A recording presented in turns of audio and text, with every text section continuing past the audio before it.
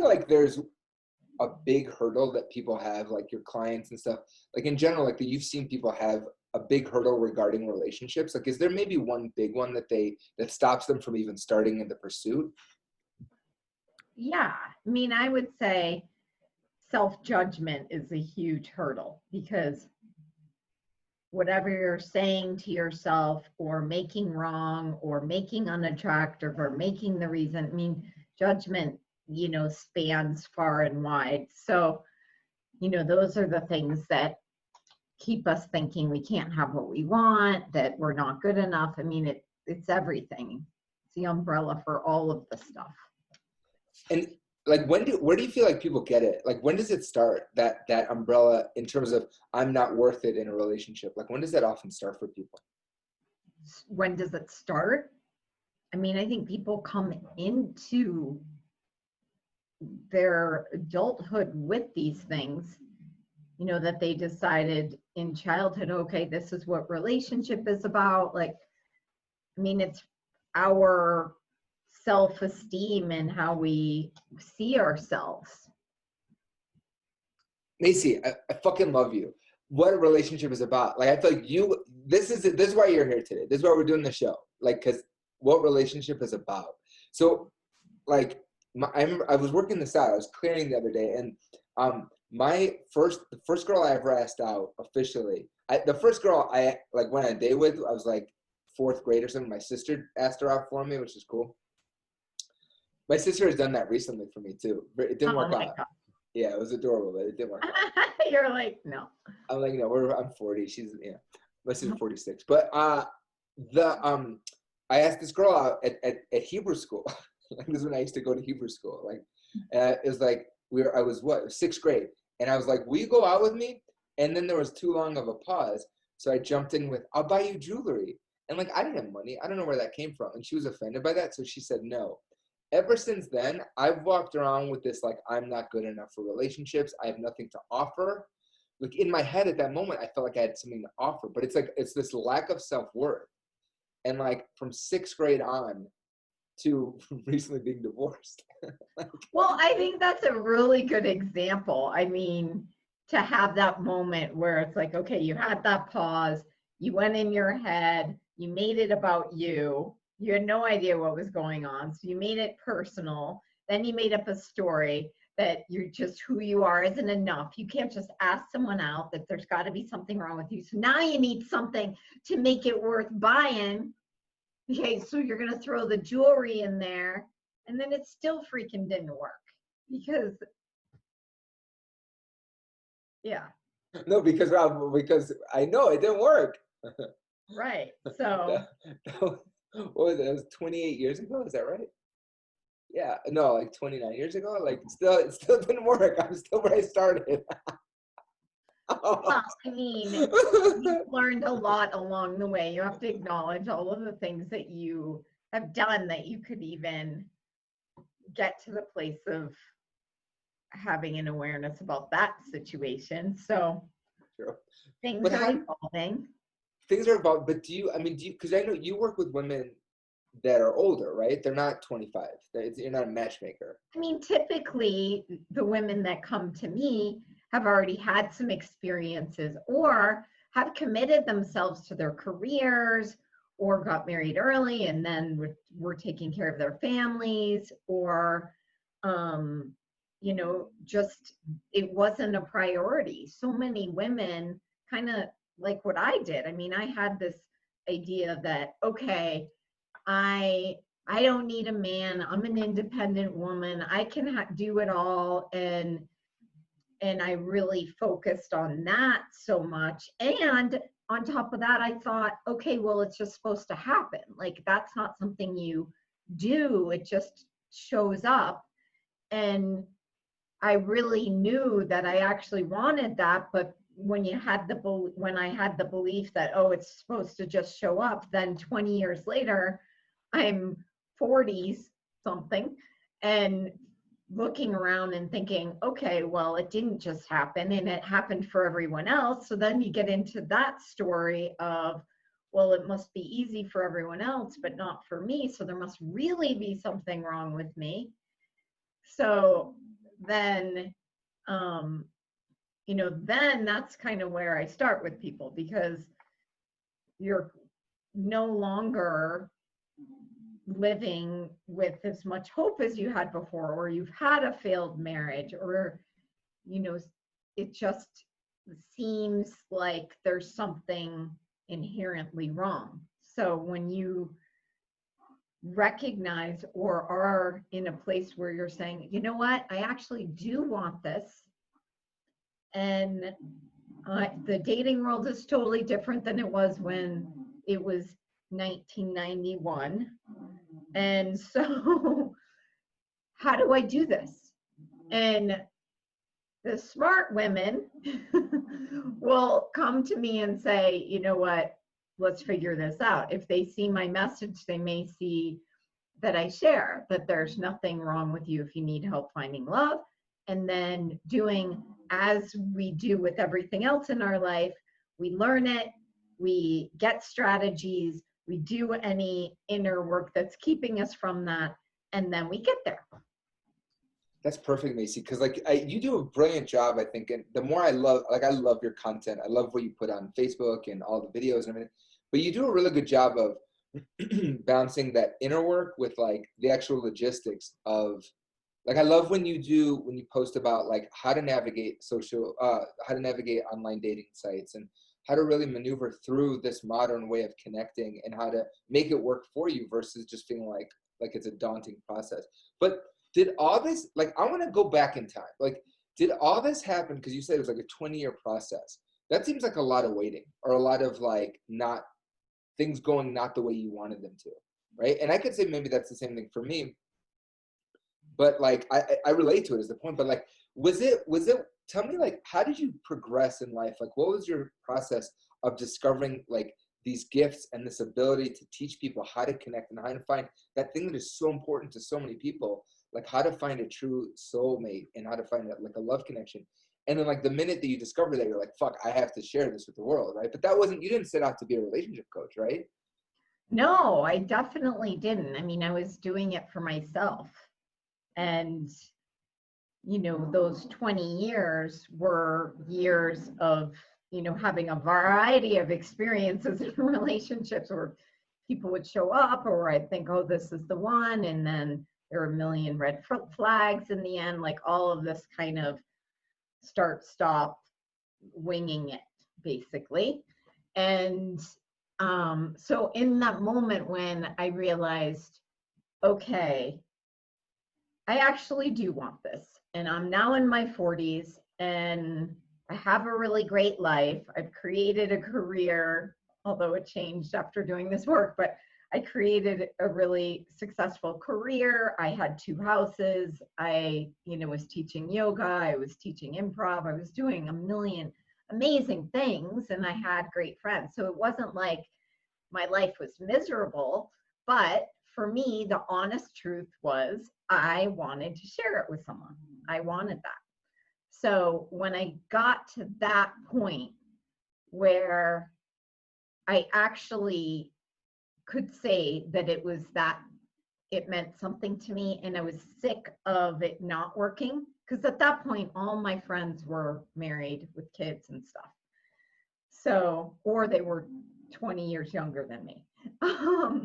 So when I committed to it. I committed to finding something different. But the interesting part was when I was out there looking for something that would help me actually have the relationship where I could just be me, I'm looking around and I'm doing courses and reading books. And, you know, I actually, well, there was a variety of things, but I just wasn't finding anything that felt like it was for me. I mean, it wasn't resonating. So I really had to go even deeper into it to figure out, okay, well, if these things aren't really working for me, what is it? So I actually hired a coach that wasn't a love coach, but at that point it was, you know, this person who was kind of like a spiritual teacher for me, and really, dug into the science, relationship stuff, my own beliefs, and really it was, I don't know anything else to say, but the stars kind of aligned with what I did, because I noticed a huge shift in me and everything in my life. But when I started dating from that place, it was a completely different caliber of person showing up. I mean, and obviously, I had kind of upgraded myself in so many ways, and I wasn't, putting myself down as much, or I was feeling more confident in a lot of ways. But that was when it was kind of like, oh wow, because within 6 months I was engaged. Within 6 months of doing this work, which is now what I call the super love system, I was engaged. So, and then naturally, when you have something so life-changing as that, when I've waited for so long to have that person who I knew was my person, I couldn't stop talking about it. So anytime I met someone who was single, it was probably really annoying, but if they complained about dating, or were frustrated about something, I would start giving them some of these tools that I so committed to practicing, and that made a huge change. And they were having change too. Even just having little bits of it, I was seeing amazing change in the people I shared it with. And people were so grateful for that experience. And both of those people fell in love and got married. And then that was in my didn't even know I was a love coach part. So that's kind of when it all became clear. And then it was a little bit after that when I recognized, wow, I knew I wanted to do something else in my work, something more meaningful, something more, aligned with who I was. And teaching and coaching was definitely something that I had on my radar. So, and performing, right? Like, it's funny, like yeah. and you have a character that you do, the Reverend Lunch Lady. Like, we'll talk more about that. But like, you like, the first time I ever actually saw you in person, I had seen you. I don't know, like I remember seeing you, and then when you and I met, which was like almost a year after the first time I saw you, I remember knowing you and having this like experiencing your presence through like social media, or through the groups that we're a part of and stuff. But you are very memorable. Like you just, I remember again, the first time I saw you was at a Dames event last year in 2019. You were one of the performers, and you're doing improv. And I was like, I was like, this person is so likable. I'm like, I can't like, and you were actually, it was crazy. You were playing the straight man almost. Like it was like you were with someone else. Like you were performing with someone else. Yeah, yes. And I was just like, I couldn't keep my eyes off you. I was like, oh my God, like this is like a ball of energy. This is like who is this person? Like, she's so exciting to watch and engaging. I was like, this is my best friend right here. I love this woman. Like, she's killing it. I didn't know you were there. That's funny. I was videotaping. I know I shouldn't have. I'm a dude, but like I was videotaping it. But so I remember seeing the footage later. I'm like, oh my God, she's hilarious. So you yourself have this presence. I find it like, in a way, like hard to believe, but also in the way that I'm like, yeah, like it makes sense. Like you now are so you. Your husband Larry is, I mean, he's one of my, I love this guy. Like, he's so kind and generous. You guys are clearly so into each other. Like, it's one of the best relationships I've ever seen. Like, legit, when you get to this age, a lot of people like hate each other, right? Like right. hate each other, but there's challenges. They've been through stuff, right? So with you guys, Yeah. the fire, like the flames, like look like they're constantly being bellowed. But when I tie those things together, I go, I could imagine though that there was this very probably intense process of you figuring out your voice and figuring out who you are and your purpose, right? Like, so take me back 20 years ago, 30 years ago. Like, you didn't know out of the gate? Like, you didn't always have the hair, you didn't always embody like the unicorn, right? Like, well, I definitely did in spaces. I mean, I did work in typically more conservative organizations. So I didn't have purple hair, but I have purple hair now because I have gray hair, so it's fun. But I did have to kind of match the culture in my day-to-day experience, but I still was an artist and a performer on the side. So I wasn't not creative, and that wasn't hidden, but there was an aspect in dating that felt really scary, that I wasn't aware that I could be lovable for who I was. For me, I had developed this kind of pattern from, really climbing the corporate ladder and getting into that mindset. How that impacted me was that I just started going I just realized at one point in my professional life that really all I needed to do was be what they needed. So if you could be what they needed, you'll probably get the job. And I had no problem kind of, saying yes and figuring it out along the way. And that's how I moved my way up. I had no problem doing that. And I wasn't necessarily always super qualified or whatever, but That's improv, yes and, right? yeah, exactly. But the thing was, I think I was doing that in my dating life too, where it was just like, okay, well, what does a man want? Okay, I guess I have to figure out what a man wants and be that. It never occurred to me that who I was the one that my person wants. And instead, I, really could get into a lot of different relationships, and they were okay or good for a while, but that was what I think took up a lot of my time. And it essentially is like a people pleasing habit, but at the core, I didn't think that who I was enough, and I didn't even know what that meant. So, I mean, these are the kinds of things that we can be unconsciously doing, and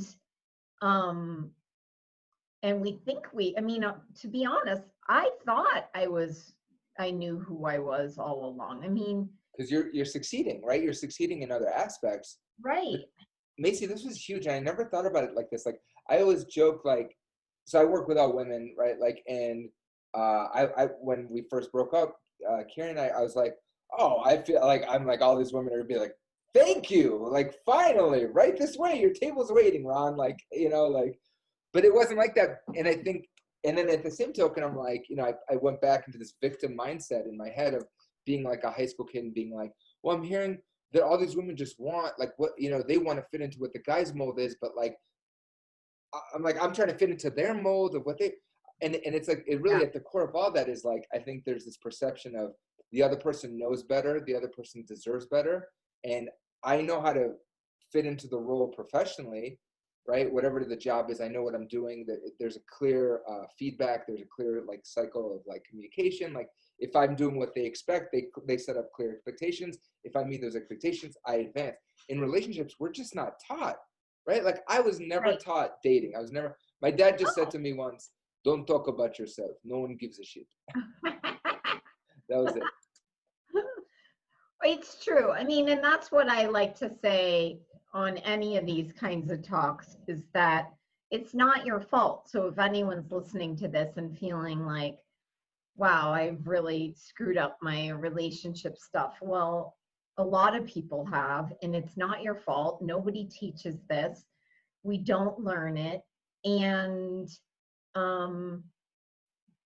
it does take skills. I mean, it takes awareness of yourself, but it also takes, like you say, it just takes some skills. And that's why I like teaching some of the skills. But if you're not really feeling good with yourself or confident with yourself or stuck in these people pleasing habits, and that's kind of leading your love life, then it's just going to continue to create the same thing. So Or It's no one's fault. Macy, And I'm gonna throw down though. I yeah, don't have the skills. I literally don't have the skills. I'm crushing it with women all day long, working with them, and I get excited and stuff.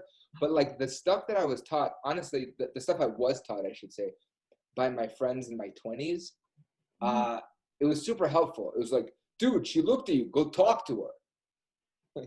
Right? It's not helpful. The shit I learned from other dudes who were trying to figure it out, but in their masculine, like dominant, trying to control way, they were like, ugh, like they thought they knew shit.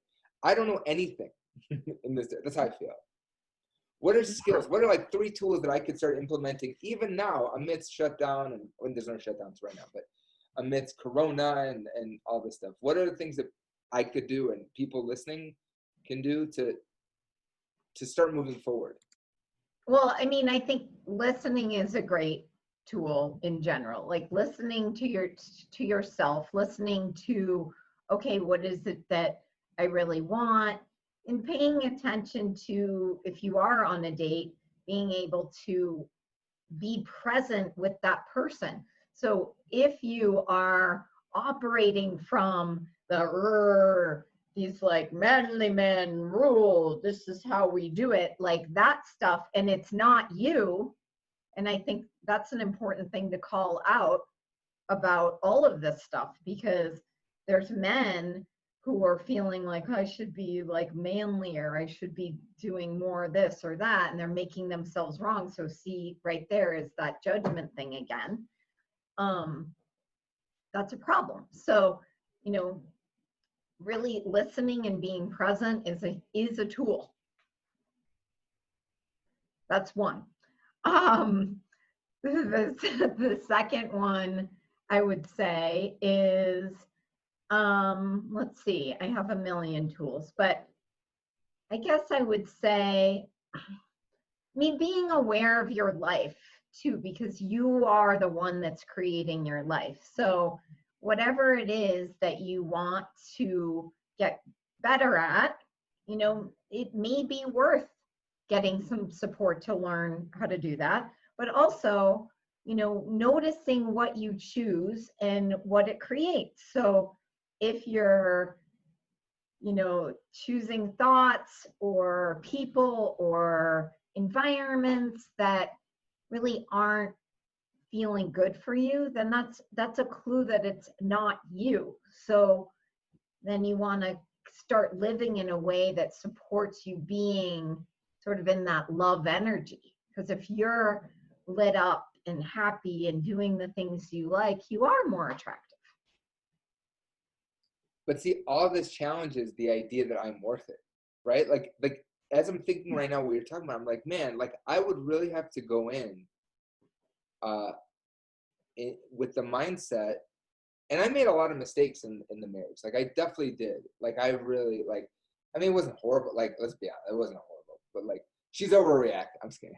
We're still friends. We joke. But no, there were things that I did that really sucked. And I showed up. We were going through money troubles, and our life was just nuts. And that story is still playing in my head. That I don't deserve after that. After like, and she'll admit that she had her part in it. She's admitted all this. Great. Like it's even Stevens, but like I still am taking on a lot of Jewish guilt here. And I still like to go in with the mindset that I am deserving, that I can come in from a place of not higher than now, but like a place of empowered, like an empowered view of myself. Like that still is very challenging. Like, is that a thing for people? Like to go in with the mindset that like the same way as I would, and I mean, it's not shopping, but like the same way to say like, I deserve this thing that I want to invite into my life. You're saying, well, we're inviting to our lives. I deserve this. I'm good for this. I will be able to show up and support it. I will be able to hold space for it.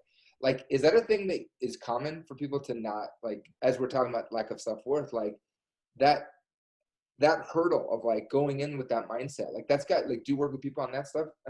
Yeah, I mean, and sometimes that takes a little bit of attention, because, you know, in the work I do, we do a process called regenerating images and memory, which really gets to those core things that drive our subconscious, because our subconscious is what's driving the bus. So if you have this belief from fourth grade that you're not enough or you're not worthy enough, and you're not even aware of it, but it's living within you, then that is what is driving your love life. So, I mean, I actually do spend time with people in the beginning to clear out all that stuff before dating, because dating is a whole different experience when you are coming in feeling excited and worthy, and actually that's what you truly know about yourself. You can say that all day long, but if you keep attracting the wrong people or finding yourself in a puddle or frustrated with your love life, then there probably is something that would like attention. And it's not, oh, you're messed up or broken. It doesn't have to be that story. It's just how our bodies work. It's really no one's fault. It's how our bodies function and protect ourselves. And, you know, if that stuff is not actually true anymore, then it's worth, you know, regenerating that within ourselves so that you can have a different result. I mean, that's all I can say, really, because you can't really talk yourself into I'm worthy, I'm worthy, I'm worthy if there really is a core wound. So clearing is a huge thing. Like, with that all being said too, and this is kind of serious, but I'm like, we went to the pool today, my daughter and I, we had this pool by us, and today was the first day that like I went to the pool with her. I'm so schmutzy. I'm like, so I'm sorry for that. It's happening Well, when we I'm have snoring. There's snoring bulldogs really loud in here, so I'm sure you're probably going to hear it. All right, it's just it's a cacophony of schmutz and snoring. Yeah. It's like a retirement village in Florida. It's fine. Yeah, right. Macy. And I was going to set up a very serious question just now. Oh, please. And as I'm sitting there going, so a week doesn't go by, unfortunately, horrifically, where I don't hear from clients horrible trauma stories, where there was male predators.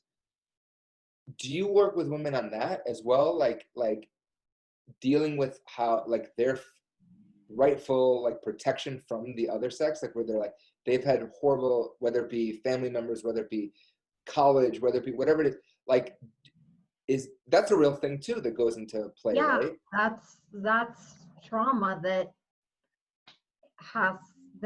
can be worked with. I mean, it is, you know, if someone has had an experience where they didn't feel safe, then that leaves a mark.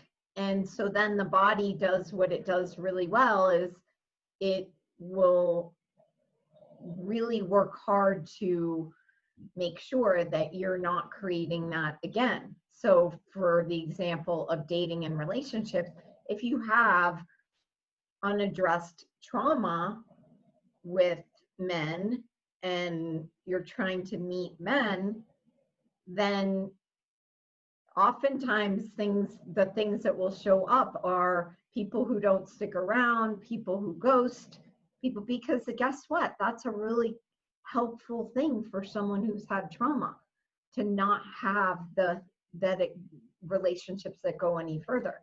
So it really is reflected in our life, and it's changeable, fixable, healable, however you want to say it. And I work with it a lot. I mean, unfortunately, I'm sure, like I can't imagine. Yeah. So, as a common thing here is like what I'm hearing, correct me if I'm wrong, like is this idea that like, so we come in there with these perceptions, and then it's really about, I hate saying let it go. Like I don't know how to let shit go. I know how to clear, I know how to redirect my ego, rephrase it, repurpose it, but what is it? How do you help people move on? Like, how do you help people clear? What's your actual process? If I work with you, what does it look like for me from start to finish in terms of clearing and then starting to bring in and attracting new people? And then the logistics of like upkeep, like holding that space and then growing with it. Well, that's the SuperLOVED system that I use with people, which, has 3 phases. The first phase is basically the relationship readiness. So it's the relationship with you. And in that, we use tools that work with the subconscious. I mean, whether people think they have trauma or not, it doesn't matter because, not like I'm saying they do, but anything that makes dating hard, if it's just fear or insecurity or, feeling like it's not going to happen, this process gets to the source of any of those beliefs and helps transform it, because the emotional piece is like when people have memories and then there's emotions tied to them, and then they go out into the world and they sit down on a date and they feel really triggered. That's what this resolves for people. It actually changes it at the core so that then they can have a new experience. And even though they may have these memories of difficult experiences, the emotional part is not the same anymore. And they actually move from a place of feeling out of control to a place of being in power. And it's an amazing thing because it's really the fastest way I've seen people have such profound transformation. And it's not something that talk therapy is going to do fast. Like regenerating images and memory, it's a process developed by Dr. Deb Sandela. She's from Colorado, but she works with people all over the world and has created this amazing, amazing tool. And I've been facilitating it for the last 4 years. So it's something that I usually start with. And then when that is a different experience, so it's really truly, it's like you were one person, you transformed some of these core things, and now you're a different person. Like you can have different things, you can speak different things, like you're just in a more empowered place, a more resourced place. And then from there, dating is not terrifying. I mean, for some people, dating is terrifying and frustrating, and like they're dreading it. And really the point of dating is that it's the opening the door to something magnificent, and you meet people and you get to know them, and the journey is the love story. So if you're not feeling that when you're dating, if it's just like, oh, no, yuck, oh God, then that's really what you're kind of going to end up calling in, or just nothing. So we want to get to the place where you can play and have fun. So the second phase is that dating part that can be really fun. And it will be if you do this part first. And then the third phase is, oh, wow, I met someone, I really like them, and I don't want to screw it up. So that's when we start learning more tools for connection and dealing with conflict and setting the tone, because that first 120 days of a relationship is when we're in training with each other. We're kind of teaching each other how to teach to be together. So there's something really powerful there. And if you don't feel like you have a voice, or you're afraid to ask questions, or you're just kind of walking on eggshells, that's not really probably what you're wanting, but that's what the fear can do if you're not aware of it. So, I mean, this is like us, like, so we can work through the shit. Like, yeah, totally. I mean, it really is worthwhile, because I think of it as, the foundation of being human on the planet is we come into the world wanting to connect, and our core need is to love and be loved. We love love. That's just natural. And so, if you're feeling like, what, I really want that, but I should be doing this, or I should be doing that, or I should make more money, or grow my business, or this, all of these things that can tend to like sometimes take front stage. If you really want that love relationship, I invite people to make it part of their business success plan, because it is. It's just as important to have a person who really gets you and cheers you on. And I mean, I can't imagine having my business without that. And I see people who come to me and then find their person, and everything grows, everything expands. They may change jobs, move into something they love more. They, are traveling more. Okay, not now, but like all of the things that actually makes life more fulfilling. And yet, see, this is like, we don't hear a lot of those stories though, in a way, right? Like you see it because you're helping people make that transition, cross the threshold, find the right person for them. I see so many wrong relationships where people are just like, and to Carrie's credit, to my co-parents' credit, like she felt like we did that for about 3 years, and she's like, I'm done. I don't want this. I don't want to go back to that. She's like, we're great friends. We can end this here. Like, well, we can still be friends, but like, we are bringing each other down. I remember her saying, we're bringing each other down. Like, this isn't working. And I was like, yeah, no, you're right. Like, I get it. Like, you can't argue with that. And so what's so lovely about talking with you, and I don't say lovely a lot. I don't know why I said it, but because you're a love coach.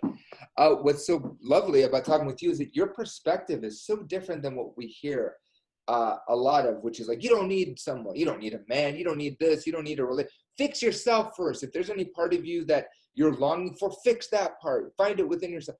When I talk to you about relationships, you're so practical about it too. I remember we talked about, you're like, it's cheaper, like roommates, like sharing costs. Like, I was like, yeah. Like, this is why my cousin Your dad asked, was like that, yeah. Oh no, my dad loves our arrangement right now. Oh no, this is smart. We both share a beautiful house, and we're both renting. So, splitting the cost with the child. Oh, that's great. People ask me, they're like, how do you live with your ex-wife? And I'm like it's because shit's expensive. Like, well, because I'm fortunate. I'm lucky enough to live with my ex-wife, who's willing to live with me, and we're sharing costs. What are some of the biggest successes then? This all being said, some of the biggest successes like that you've seen from your clients after they've worked with you through this process? Yeah, well, recently, one of the most recent ones, this woman who, she came to me, and there was clear, like, she knew she wanted a relationship, but she really wasn't thinking that was possible. Like, there was a lot. She had been in a marriage with a narcissist for a really long time, like 20 years or something like that. It's definitely 2 digits, and had kids. Her kids are growing up, and it left a huge mark. I mean, she hadn't really dated before. When she met this person, she was in her 20s, and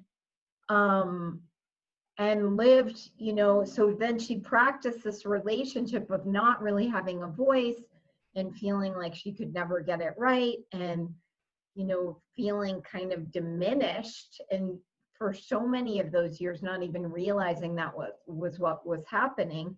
She came to me, and we started doing these regenerating images and memory sessions. Usually we do like 3 of those in the beginning to just get things cleared out. And then she was in a place where she was kind of excited to date.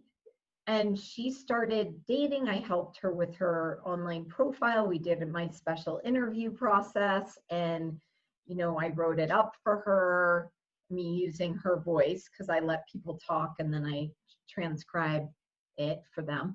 And she started dating, and really she met maybe the 3rd person, maybe even the 2nd, and she met an amazing man who is completely different, who is totally adoring, where she really, there's nothing she can do wrong.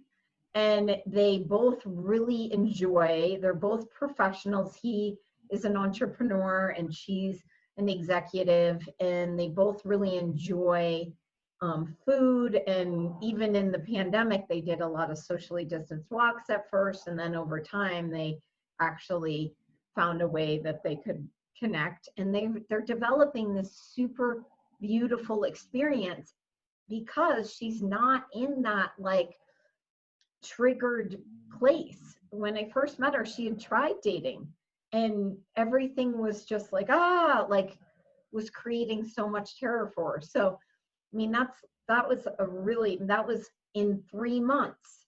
She met someone that she's now developing a great relationship. And guess what that does? Now she's in a place where she has a space that she didn't have before because emotionally she was really distracted by the recent divorce and the kids and this guy being kind of abusive and still being abusive, and all of that was keeping her from actually really moving forward in her career. Now she's worked with it.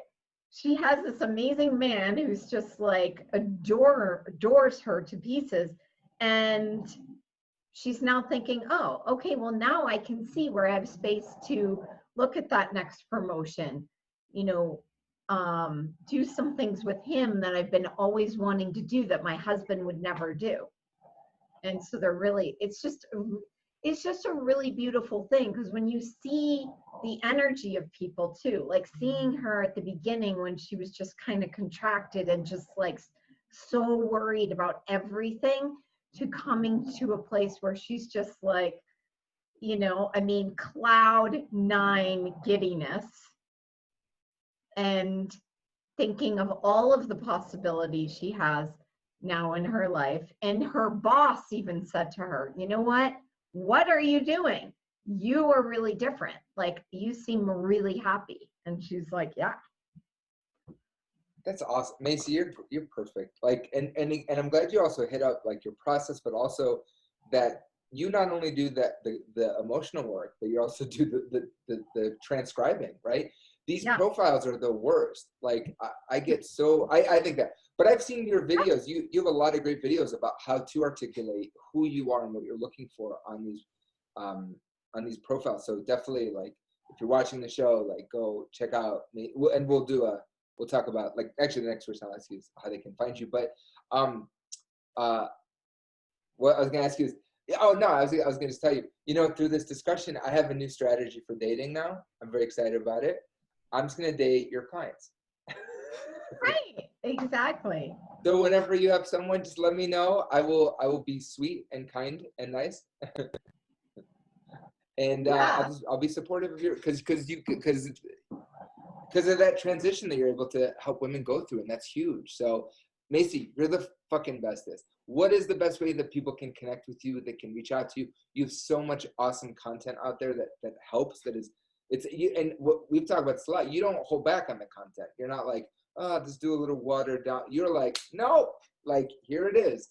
So where can people find you? There's a lot. I mean, there's everything from free to, sort of a VIP celebrity level offering.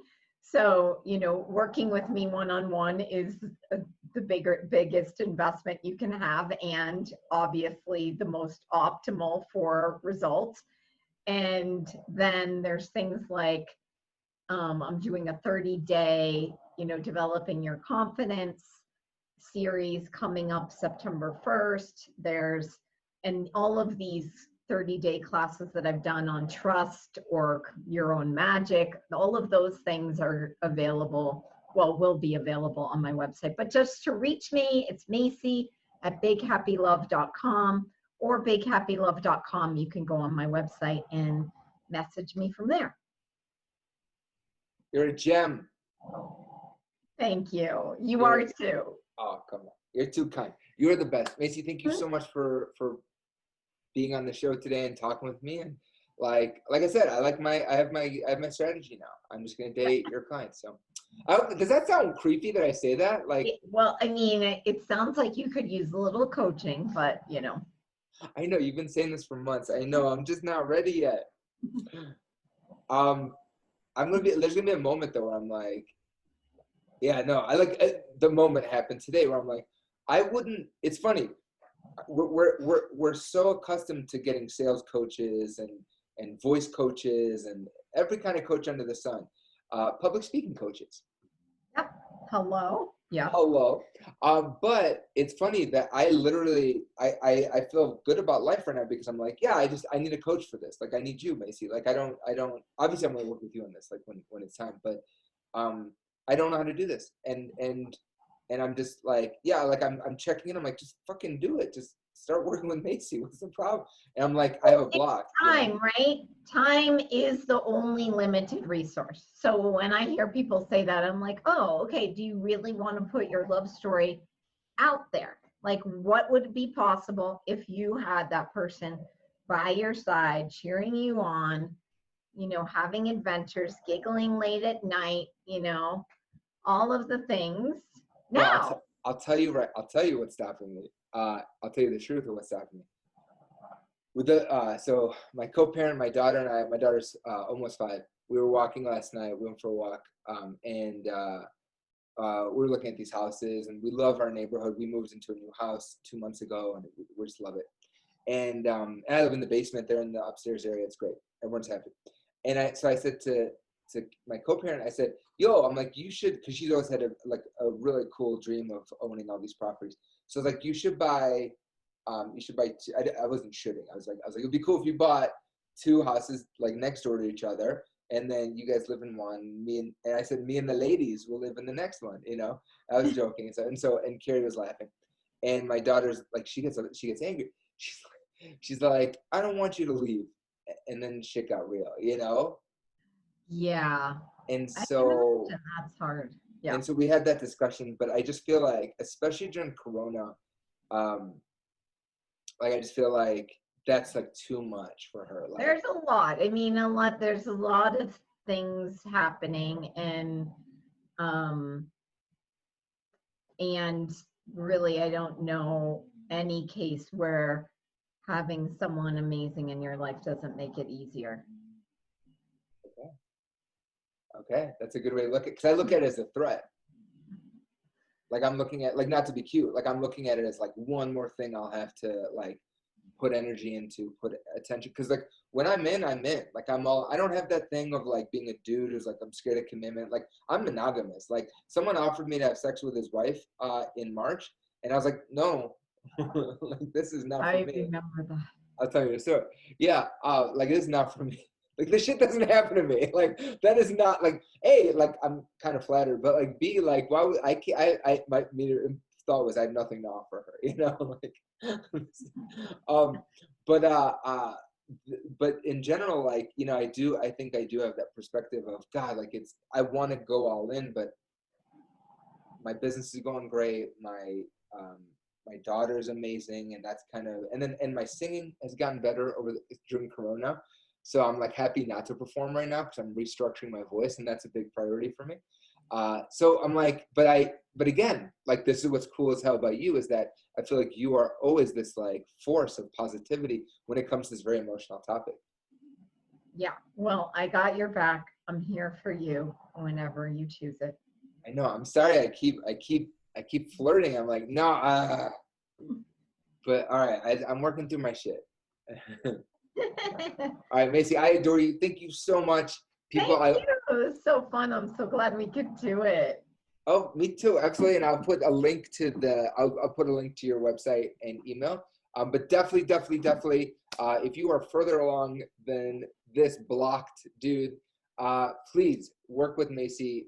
It's not something we're told to do. I'm telling you fucking right now, work with Macy. You will get the results you want, and you will live the life you want with that amazing partner. So Macy, thank you so much. Thank you.